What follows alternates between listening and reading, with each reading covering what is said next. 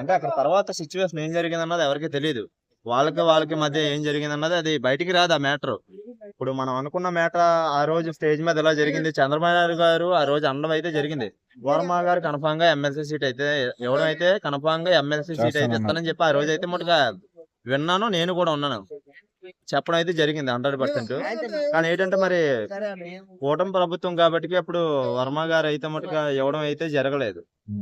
అంటే నాకైతే మటుగా వర్మ అంటే గారు యాజ్ ఆఫ్ నో ఆయన పాపం హెల్ప్ చేశారు. పవన్ కళ్యాణ్ గారి గెలుపులో ఆయన కృషి కూడా ఉంది. బట్ ఇప్పుడు ఏంటంటే తనకంటూ పర్సనల్ గా ఉంటది కదా, ఆయన క్యాడర్ ఆయన్ని కొంచెం సార్ మీరు అది చేయాలి ఇది చేయాలని చెప్పి రెచ్చగొడతా ఉంటారు కదా. మరి అలా రెచ్చగొట్టడానికి పోయి ఆయన నెక్స్ట్ టర్మ్ కి ఇబ్బంది పెడతారా కూటమిని? నెక్స్ట్ టైం జరిగితే అప్పుడు కూటమి మళ్ళీ పవన్ కళ్యాణ్ గారు పోయి పవన్ కళ్యాణ్ గారు అక్కడ ఫస్ట్ ఆఫ్ ఆల్ అయితే పిఠాపురంలో సపోర్ట్ లేదు. ఫస్ట్ ఆఫ్ ఆల్ ఎందుకంటే వర్మ గారు అక్కడే పుట్టారు, అక్కడే పెరిగారు.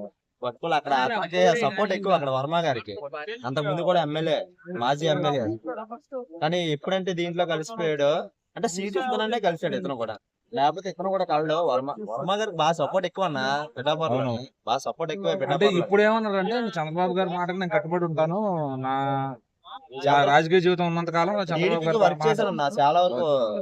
కొన్ని ఏళ్ళు వర్క్ చాలా వరకు వర్క్ అయితే మనకు బాగా చేస్తున్నాడు. కానీ వర్మ గారికి ఇవ్వలేనందుకు మేము కూడా బాధపడుతున్నాం. ఎందువల్లంటే పవన్ కళ్యాణ్ వచ్చేసరికి ఇంకా పవన్ కళ్యాణ్ ఎవరు ఊహించలేదు నాగబాబు గారికి సీట్ ఇస్తారని చెప్పి అయితే మనకి ఎవరు ఊహించలేదు.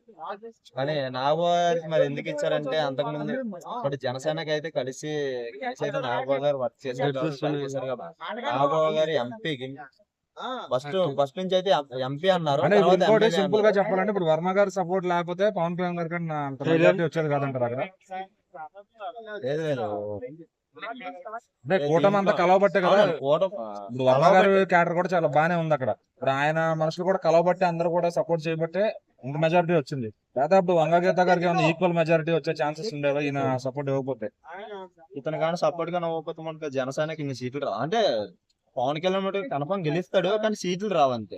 అక్కడైతే గెలుస్తాడు కానీ వర్మ గారు సపోర్ట్ ఇచ్చారు. బాగా సపోర్ట్ లేకపోతే అసలు గెలవలేదు. ఎందుకంటే వాళ్ళ నియోజకవర్గం అండి, వర్మ గారి నియోజకవర్గం. మరి నెక్స్ట్ టైం ప్లాన్ ఎలా ఉండబోతుంది? నెక్స్ట్ టైం ప్లాన్ అయితే ఇప్పుడు మటుకు 100% ఇప్పుడు ప్రస్తుతానికి ఇంకా ఈ 4 ఏళ్ళు ఏం చేయలేరు. టీడీపీ జనసేన ప్రభుత్వం కాబట్టి నెక్స్ట్ టైం ఎలా ఉంటదంటే అప్పుడు కూడా సీట్ ఇవ్వకపోతే అప్పుడు చూపిస్తారు ఆయన. లేదు లేదు ఇప్పటి నుంచే ఆల్రెడీ అతను కొంచెం చాలా సీరియస్ గా ఉన్నాడు. ఎందుకంటే వ్యతిరేకంగా ఉన్నాడు. ఎందుకంటే ఇస్తానని చెప్పి ఇప్పుడు ఇప్పుడు వేల మందిలోనే సీట్ ఇస్తాను, ఎమ్మెల్సీ సీట్ ఇస్తానని చెప్పి ఆ రోజు మాట్లాడారు.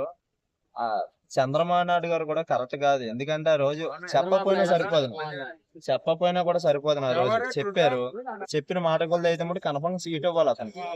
కానీ మరి పవన్ కళ్యాణ్ గారికి చంద్రబాబు నాయుడు గారికి మరి మధ్య డిస్కషన్ ఏం జరిగిందో తెలియదు. కానీ మరి సీట్ నాగబాబు గారి వైపు వెళ్ళిపోయింది ఎమ్మెల్సీ సీటు. దీన్ని అయితే మటుగా మేము కొంచెం బాధపడతాం. ఎందుకంటే అక్కడ పుట్టి అక్కడే పెరిగి మేము కూడా కొంచెం అదో కూడా ఉంది మాకు కూడా. అంటే మీరు వర్మ గారు మటుకు ఒక నాకు తెలిసినంత వరకు అయితే వర్మ గారు కూడా అంటే పిఠాపురం ఓటర్ గా ఒకటే మాట, మీరు ఎవరికి సపోర్ట్? నేను సపోర్ట్ మటుకు జనసేన పవన్ కళ్యాణ్ గారికి సపోర్ట్ ఇస్తాను. కానీ వర్మ గారు ఫస్ట్ నాకు వర్మ గారు. నేను సినిమా ఫీల్డ్ అటువైపు అయితే నేను పవన్ కళ్యాణ్ గారికి ఇస్తాను.